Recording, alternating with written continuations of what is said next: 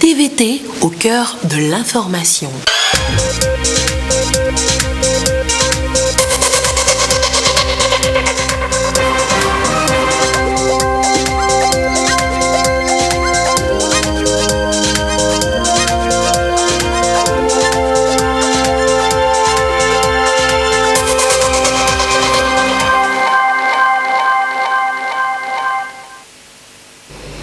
Il est l'heure du journal sur la télévision togolaise. Madame, monsieur, bonsoir. Et voici les titres de cette édition. Ce 29 mai, les casques bleus sont à l'honneur. Ces hommes et femmes corps habillés déployés dans les zones en conflit pour la sauvegarde de la paix, des fois au péril de leur vie. Au Togo, un hommage a été rendu aux casques bleus togolais décédés en mission. Et puis où en est notre pays, le Togo, dans le respect des droits de l'homme après les recommandations de l'examen périodique universel. Un groupe de travail établi depuis ce matin. Et parlons toujours des droits de l'homme, vous découvrirez dans cette édition une nouvelle disposition de la Constitution issue des récentes réformes, l'interdiction des condamnations à la peine de mort, à vie ou à perpétuité. Voilà donc pour les titres. Les armes biologiques sont interdites parce que destinées à propager des maladies mortelles ou handicapantes. Mais certains pays en disposent et pourraient s'en servir.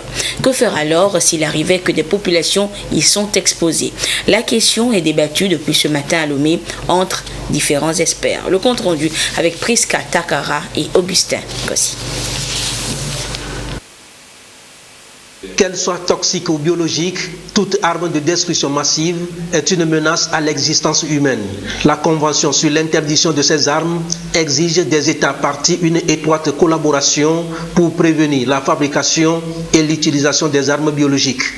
Une arme biologique, en fait, c'est le fait d'utiliser des pathogènes à des fins hostiles, c'est-à-dire une attaque par une maladie qu'on aurait manipulée dans un laboratoire ou des toxines pour diffuser une maladie de façon délibérée pour tuer. Enfin, une convention existe en 1972 et qui a interdit d'utiliser ce type d'arme. Donc c'est un instrument essentiel de non-prolifération, mais c'est un instrument essentiel pour l'architecture de sécurité collective internationale. La rencontre de Lomé est baptisée Exercice de simulation pour les États francophones de l'Afrique de l'Ouest. Elle a réuni une trentaine d'experts venus de 9 pays, dont le Togo. Des experts des Nations Unies ainsi que des universitaires. C'est une réunion organisée eu égard aux conséquences de l'épidémie d'Ebola en 2014 et 2015 en Afrique de l'Ouest et à la montée en puissance des groupes terroristes et criminels qui ont suscité et suscitent un regain d'intérêt pour les questions d'assistance. C'est tout le charme de l'exercice, c'est d'essayer de voir comment, parce que pour l'instant il n'existe rien, c'est-à-dire qu'il n'y a pas de consensus international de la façon dont on va opérationnaliser cet article 7. Donc l'exercice de simulation qui a été mené à Genève en 2016, c'est de proposer en fait aux États parties des scénarios très très très précis pour opérationnaliser cet article 7 et proposer ça à un consensus s'il faut mettre en place une assistance internationale, une coopération internationale entre États parties. Les 180 États parties prenantes de la Convention sur l'interdiction des armes biologiques doivent donc régulièrement mettre à jour leur système juridique pour s'impliquer dans la prévention et gestion des crises liées aux armes biologiques. Les 9 pays de l'Afrique de l'Ouest ont vite compris l'enjeu. Par leur adhésion, ils s'engagent politiquement mais aussi sur le plan juridique pour la réalisation du nouvel agenda du secrétaire général des Nations Unies sur le désarmement. Et sachez que le Conseil des ministres s'est réuni ce mercredi au Palais de la Présidence de la République sous la conduite du chef de l'État, Faure Issazimna Nyazingbe. Nous reviendrons dans le courant de cette édition sur le communiqué l'ayant sanctionné. Ils sont des milliers de casques bleus à se battre tous les jours pour le maintien et la sauvegarde de la paix dans les zones de conflit. Un engagement qui paie parfois de leur vie. Pour les honorer, l'Organisation des Nations Unies a décrété chaque 29 mai journée internationale des casques bleus. L'événement a été célébré ce jour à Lomé avec un hommage rendu aux casques bleus togolais morts en fonction. Le compte rendu avec Luc Assis. Une minute de silence en mémoire des casques bleus togolais qui ont perdu la vie dans l'accomplissement de leur mission. Un acte symbolique pour rendre hommage à ces policiers, sapeurs-pompiers et militaires qui se sont sacrifiés pour le maintien et la préservation de la paix en Afrique et dans le monde. Cette vocation trouve sa source dans une tradition qui remonte à l'envoi d'un contingent togolais au Sheba en 1977 pour contribuer au retour de la paix et au rétablissement de l'intégrité territoriale du Zaïre d'alors. En ce jour du 29 mai qui leur est dédié dans le monde, ces casques bleus sont honorés. À ces héros disparus, à ces héros anonymes qui nous grandissent et nous élèvent par leur sacrifice, et à tous ceux encore vivants qui portent dans leur chair et dans les replis de leur âme les blessures de cet engagement au service de la paix, cette journée est dédiée afin que leur nom et les belles actions qu'ils ont accomplies sur ces théâtres lointains continuent d'inspirer ceux qui suivent le même chemin aujourd'hui.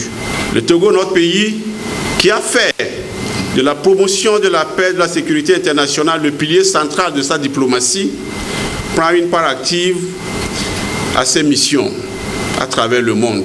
Ce sont 57 missions de paix qui ont été déployées par les Nations Unies à travers le monde depuis la toute première au Moyen-Orient jusqu'à aujourd'hui. 16 de ces missions sont toujours en cours, dont 11 se déroulent en Afrique. Dans la logique de faire de la participation à ces opérations un instrument de rayonnement international du Togo, elle est devenue une composante importante des missions des forces armées et de sécurité.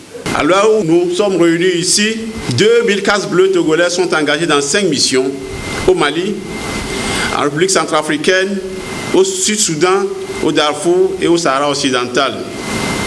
Cet impératif a conduit aussi le gouvernement à mettre régulièrement de manière constante à niveau le matériel de nos contingents, avec notamment l'introduction, l'équipement progressif des unités engagées en véhicules blindés de transport de troupes, afin qu'elles soient mieux protégées pour pouvoir protéger les civils et la paix.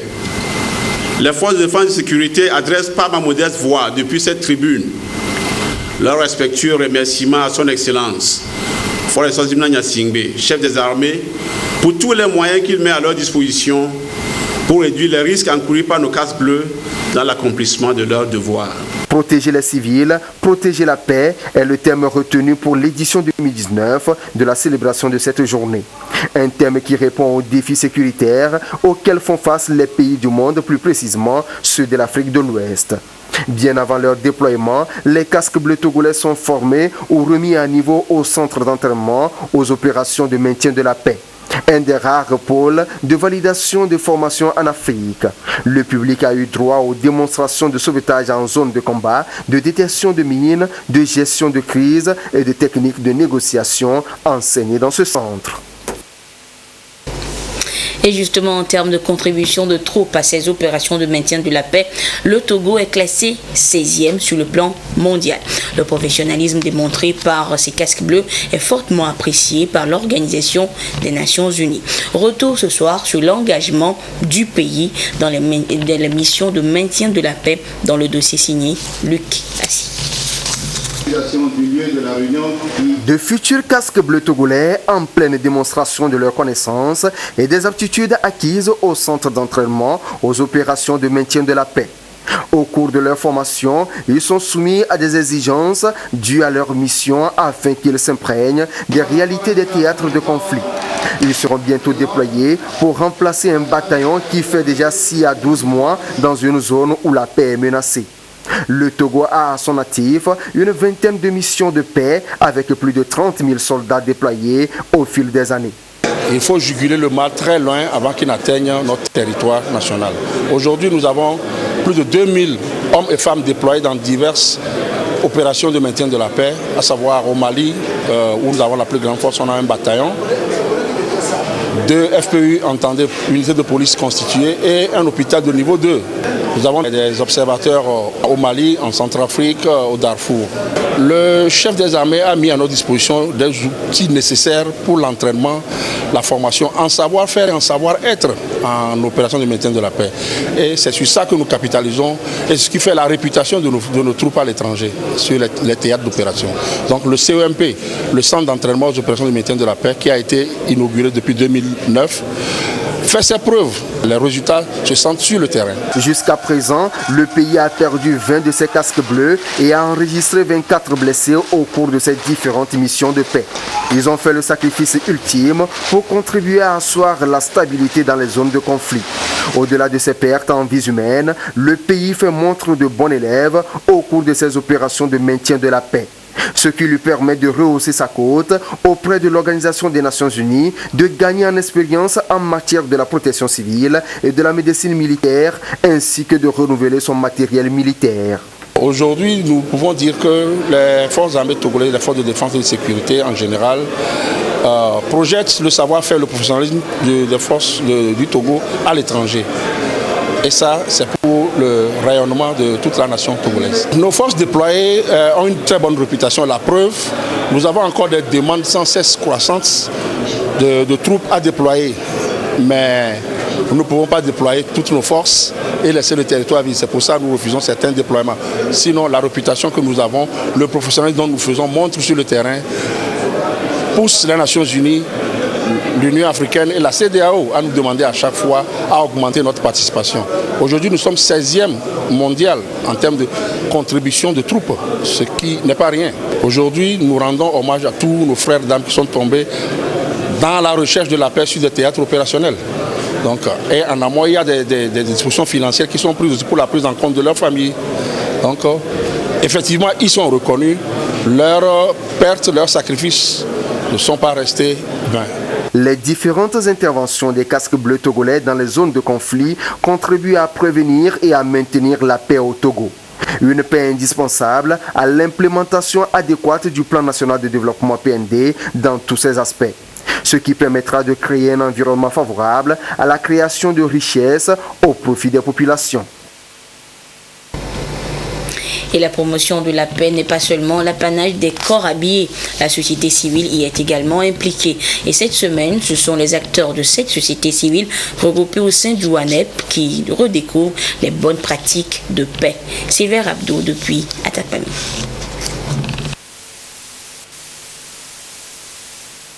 Les organisations de la société civile réunies au sein du groupe G7 veulent apporter leur contribution pour la consolidation de la paix au Togo. La démarche impulsée consiste donc pour le G7 de jouer efficacement sa partition dans le processus de promotion de la préservation de la paix et de la cohésion sociale. C'est dans ce sens que se tient cette rencontre de vulgarisation et de renforcement de capacité des membres du G7 dans la perspective de les outiller à renforcer leur acquis afin de les amener à mieux accompagner les populations à la base en matière de développement durable. L'idée, c'était de voir comment, en tant que société civile, apporter une contribution pacifique en tant que Togolais d'abord et en tant que citoyen engagé pour la paix dans notre pays. Et c'est dans cette optique-là que cette organisation se sont mis ensemble sous l'initiative de WANEP Togo. L'idée vraiment, c'est d'apporter l'information à la base. C'est d'abord mieux comprendre, faire le bilan, tirer les leçons et retourner vers la base, partager les réflexions avec cette base-là qui en réalité est détenteur, en fait, on va dire, de la souveraineté. Pour en fait bâtir un Togo meilleur où la paix n'est plus en fait une question, on va dire, de dialogue, mais que ça devienne tout simplement un vivre ensemble, que la paix soit tout simplement un partage entre les citoyens et citoyennes togolais que nous sommes. Le G7 regroupe des OAC, notamment WANEP Togo, la Concertation nationale de la société civile, CNSC, ACAT, CACIT, CJP, SAD et le RESFECO. Tous s'engagent à soutenir toutes les initiatives visant à améliorer le climat de paix et de vivre ensemble, mais également pour une participation active autour des questions liées à la promotion des valeurs civiques et citoyennes. Le biais de 10 débats publics qui seront organisés. Où en est le Togo dans la mise en œuvre des recommandations issues de l'examen périodique universel EPU de 2016?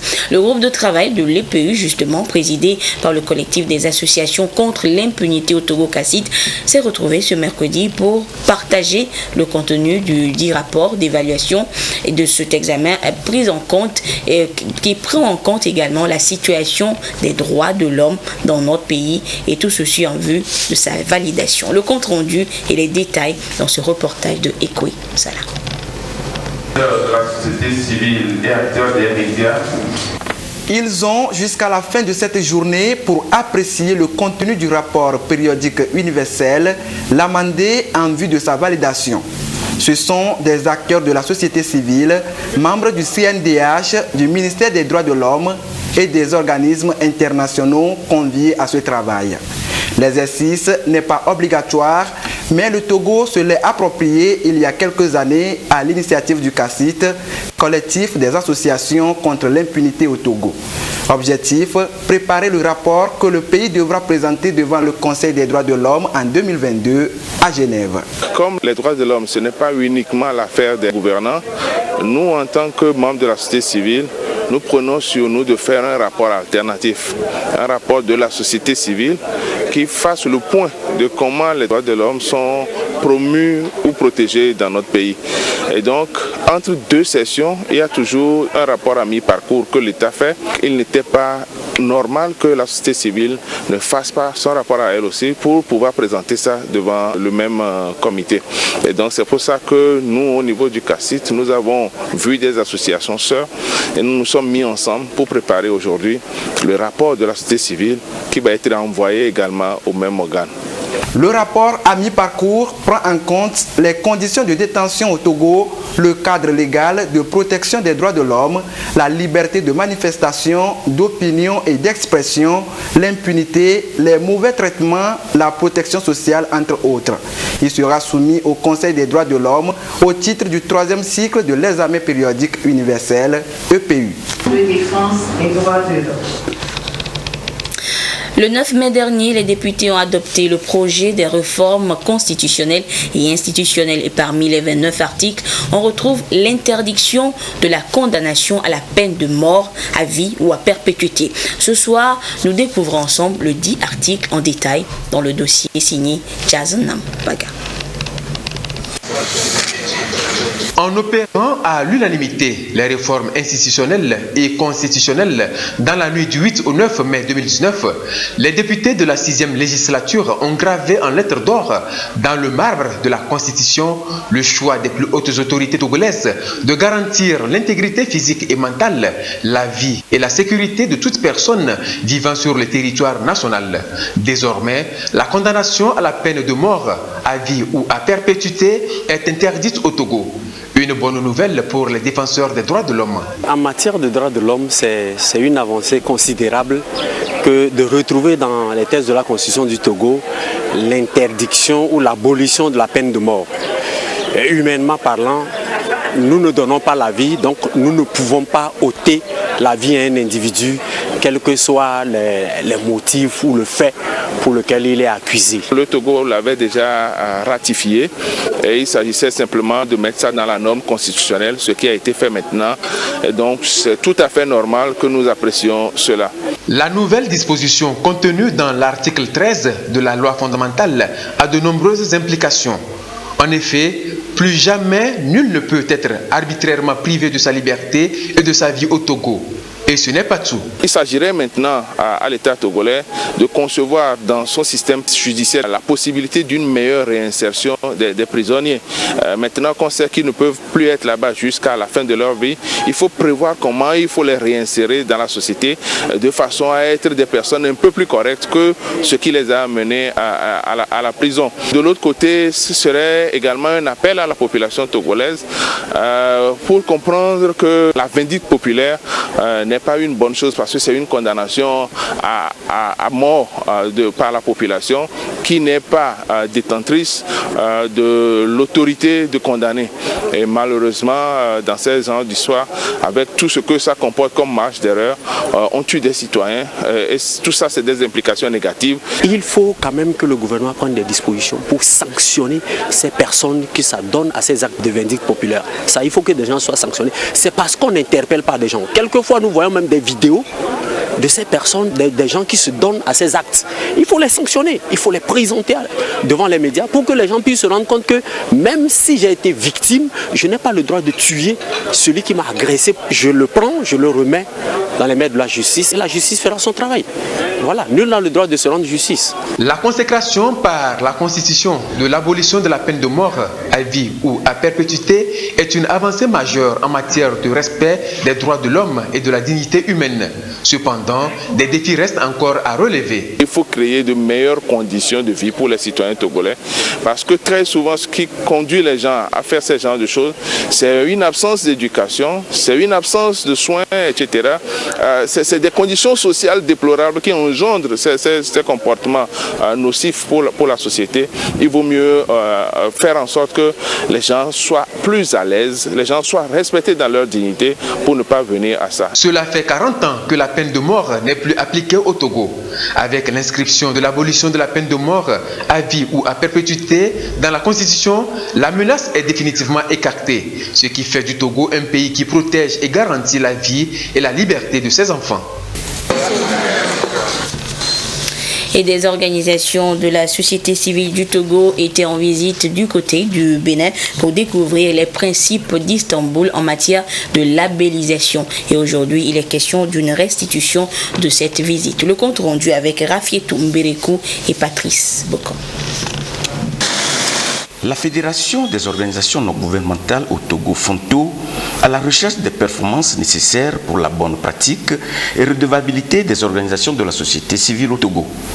Une amélioration recherchée à partir de l'exemple des expériences des sociétés civiles du Bénin avec pour base fondamentale la labellisation, un processus du travail bien fait. La labellisation, c'est le fait de décerner un prix distinctif à un ensemble d'acteurs de la société civile pour leur professionnalisme, pour être des ONG qui arrivent vraiment à être efficaces sur les 8 principes d'Istanbul. On cherche à voir de quelle manière la société civile peut être renforcée de manière à assurer l'efficacité, à améliorer la gouvernance interne et aussi de manière à ce qu'elle puisse faire le suivi auprès de l'État par rapport à l'élaboration et la soumission des rapports à temps, les rapports concernant les droits de l'enfant au Togo.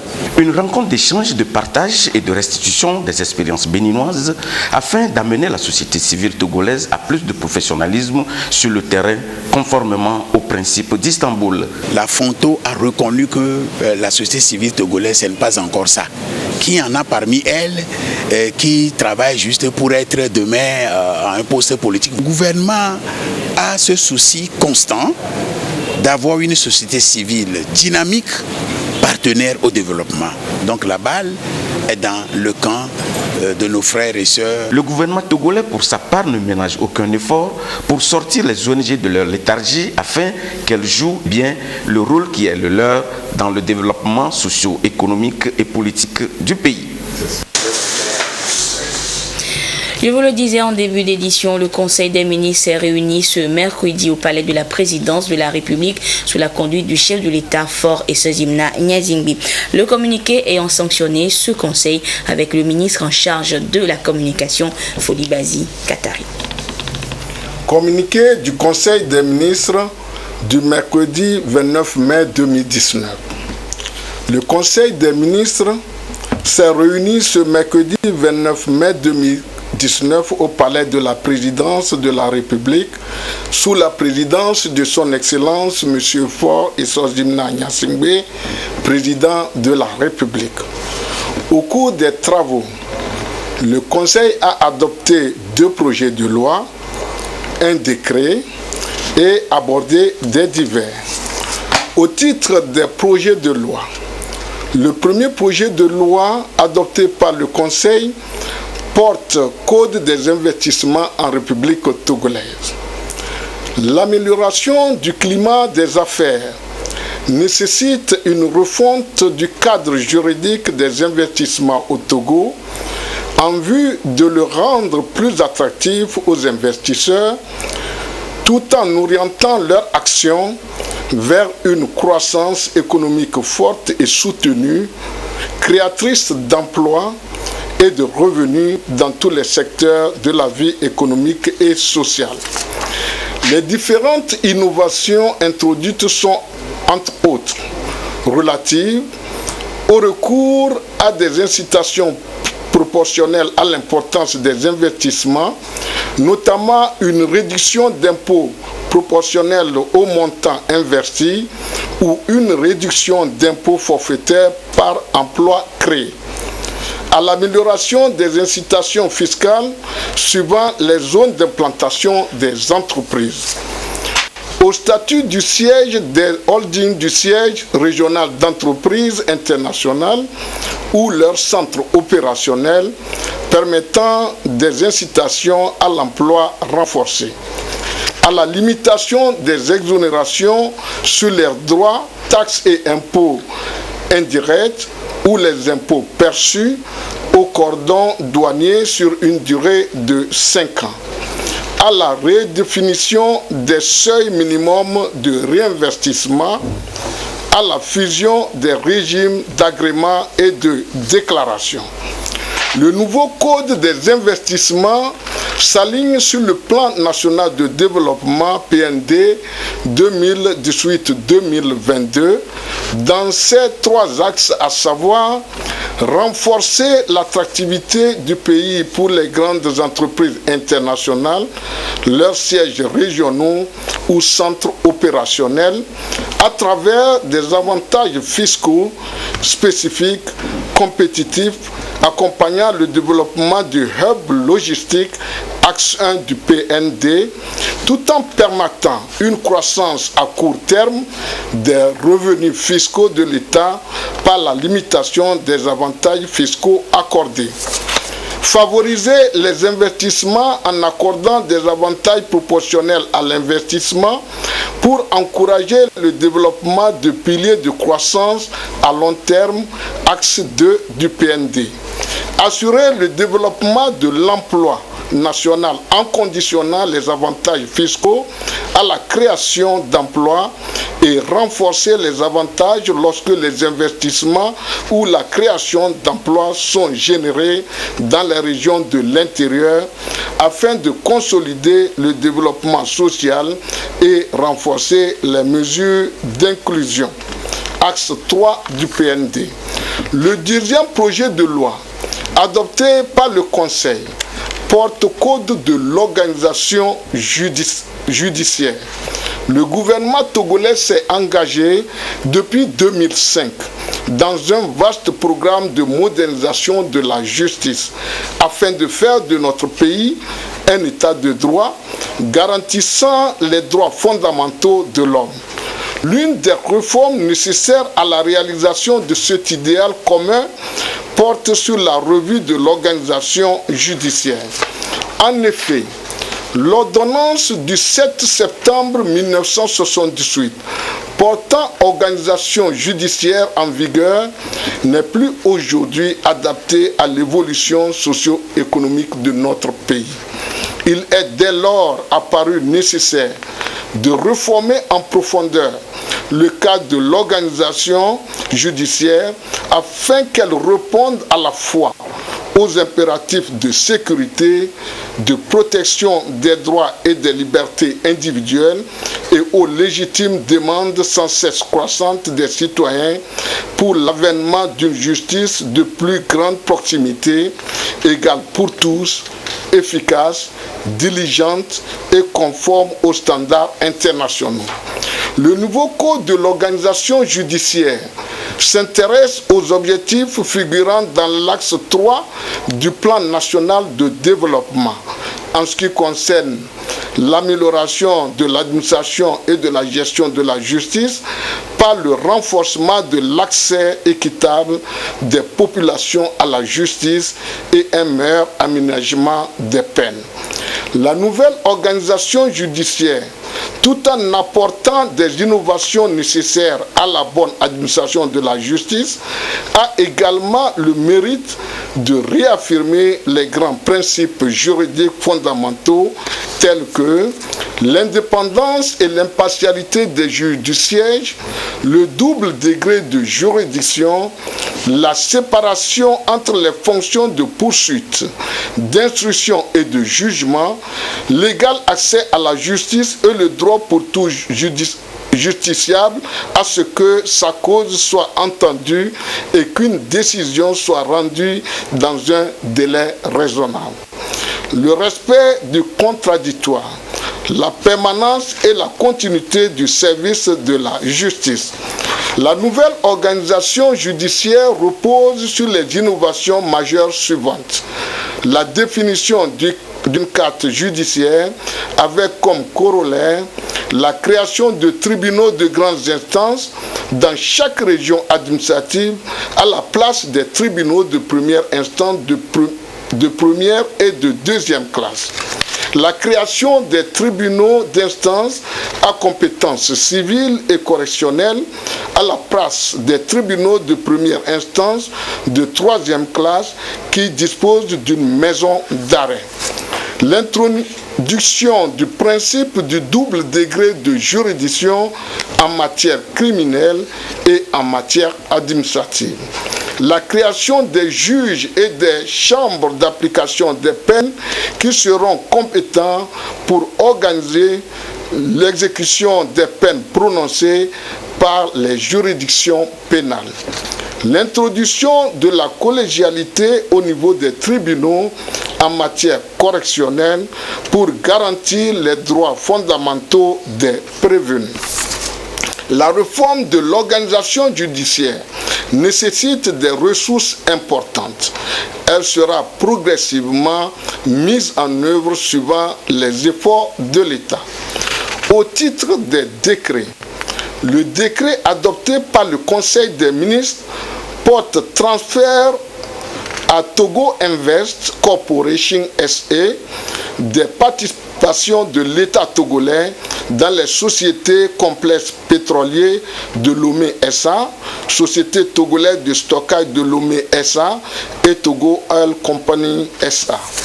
Togo Invest Corporation SA est une société d'État jouissant de tous les attributs de gouvernance et de gestion privée créée par décret numéro 2012-281/PR du 14 novembre 2012 et dont la mission est notamment les prises de participation susceptibles de générer les revenus qui pourraient être réinvestis dans les projets conformes à son objet, l'élaboration de mécanismes de financement et de partenariats efficaces, la création d'entreprises sous forme de filiales ou en joint venture, et elle sert d'interface au secteur privé.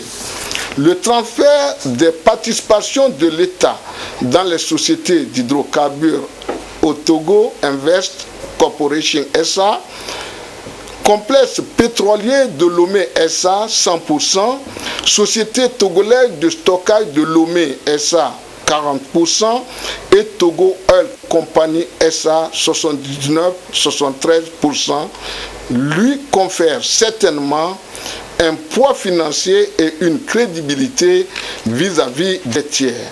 Ce transfert permet aussi d'insuffler aux sociétés d'hydrocarbures concernées une nouvelle dynamique basée sur la performance et la rentabilité.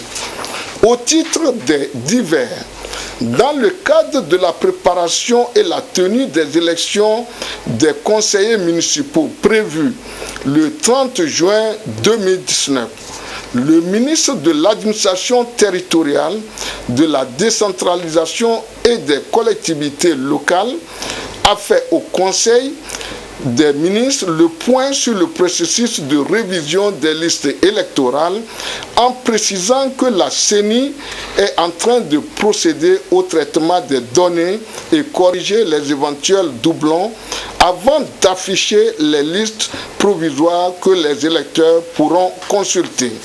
Il a rappelé que le dépôt des candidatures était clos le 27 mai 2019. On note un nombre élevé de listes de candidats. La ministre du Développement à la base, de l'artisanat et de la jeunesse a quant à elle annoncé la participation du Togo au débat annuel sur les investissements qui aura lieu à Londres les 4, 5 et 6 juin 2019. La délégation togolaise sera conduite par son Excellence, Monsieur le Président de la République, invité d'honneur de l'événement. La délégation aura à présenter les grands projets de développement du Togo, y compris le PND. Enfin, le Premier ministre a remis à chacun des membres du gouvernement une lettre de mission revue pour se conformer aux recommandations de la retraite gouvernementale de Kara des 21 et 22 mars 2019, aux grandes orientations du président de la République issues de son adresse sur l'état de la nation du 26 avril 2019, notamment les mesures de sécurisation du territoire et la création de conditions pour rendre plus attractif notre pays. La nouvelle lettre de mission prévoit un mécanisme de suivi et évaluation des actions prioritaires du gouvernement. Les ministres auront à renseigner leur plan de travail annuel budgétaire ainsi que la matrice de suivi de la gestion des projets et programmes.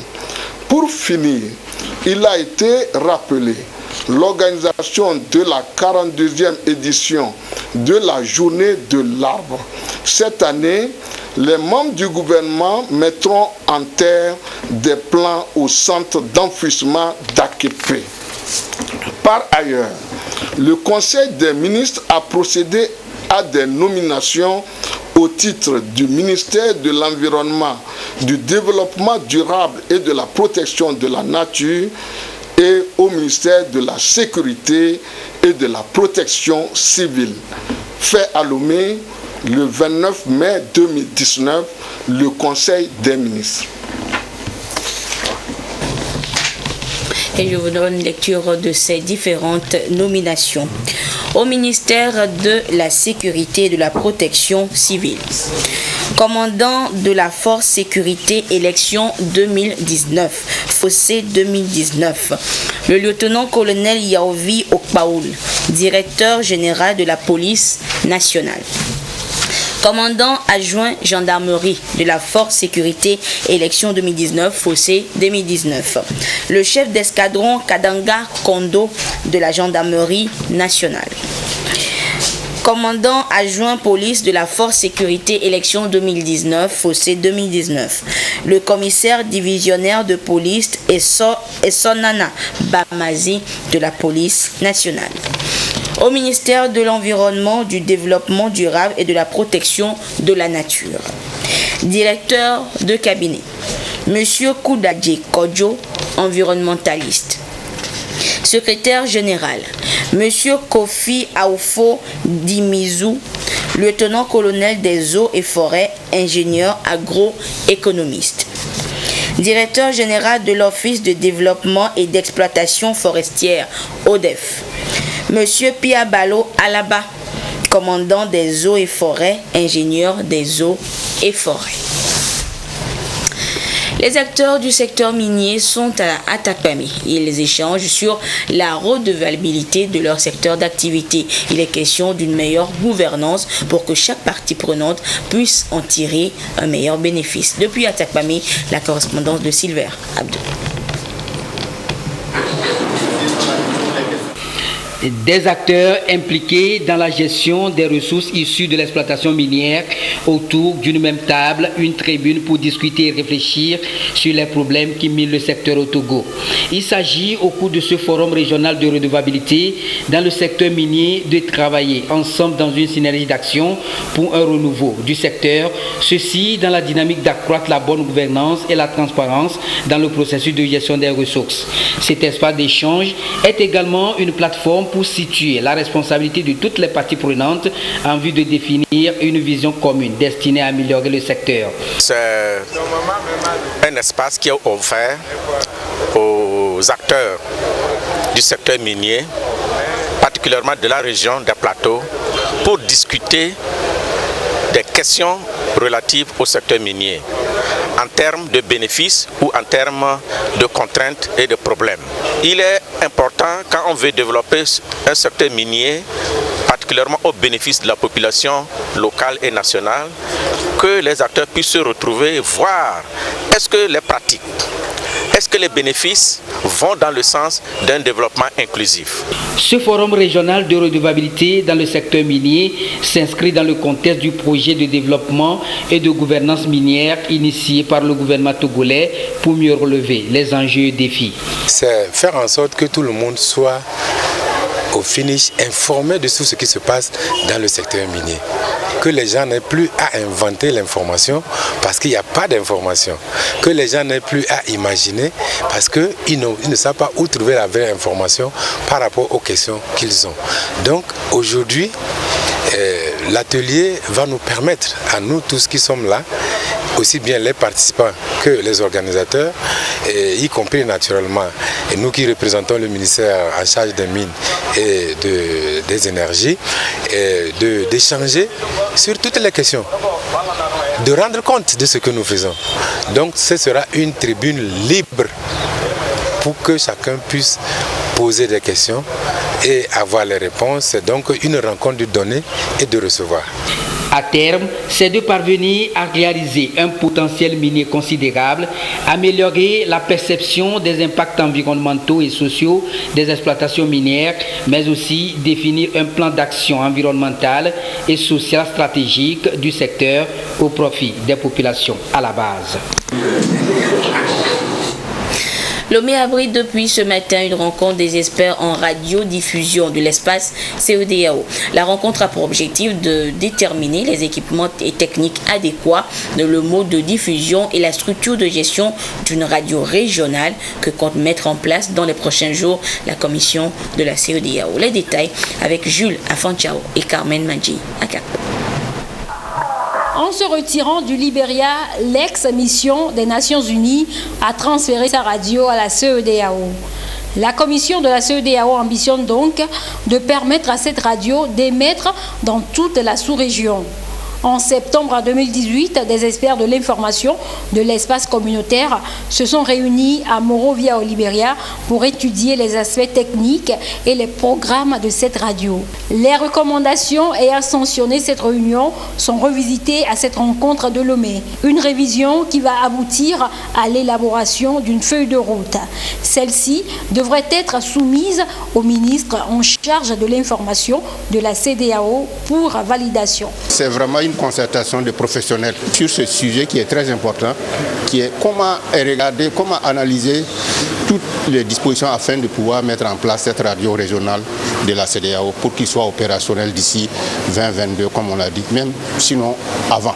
Pour couvrir les 15 États membres de la commission, de la communauté, il faut effectivement travailler avec des technologies adaptées. Aujourd'hui, la radio, vous avez d'autres systèmes d'utilisation tels que les radios par Internet et autres. Ces assises permettront aux experts de définir dans chaque pays, entre autres, les sites où seront colocalisés les émetteurs FM et stations VSAT de la radio régionale.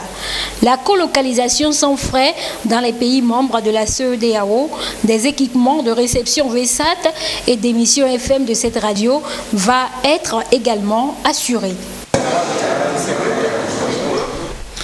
Le gouvernement rappelle à la population togolaise que la traditionnelle opération Togo propre du premier samedi du mois aura lieu ce samedi 1er juin 2019 de 6h à 8h sur l'ensemble du territoire nationale.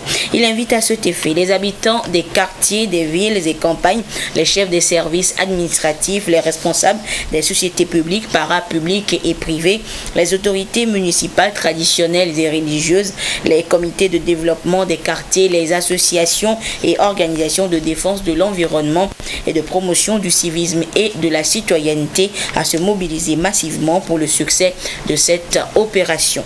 Les associations et groupes organisés qui désirent bénéficier de la couverture médiatique des organes de presse publique et de l'assistance technique de l'ANASAP sont priés de prendre attache avec les cadres de la direction de la formation civique, joignable au numéro de téléphone 90 91 55 11 ou le 99 46 30 27 qui se chargeront de communiquer à ces services les lieux retenus pour les opérations de salubrité. Et c'est sur ce communiqué du gouvernement que se referme cette édition. Merci de votre fidélité à la télévision togolaise. Excellente suite de nos programmes. Au revoir.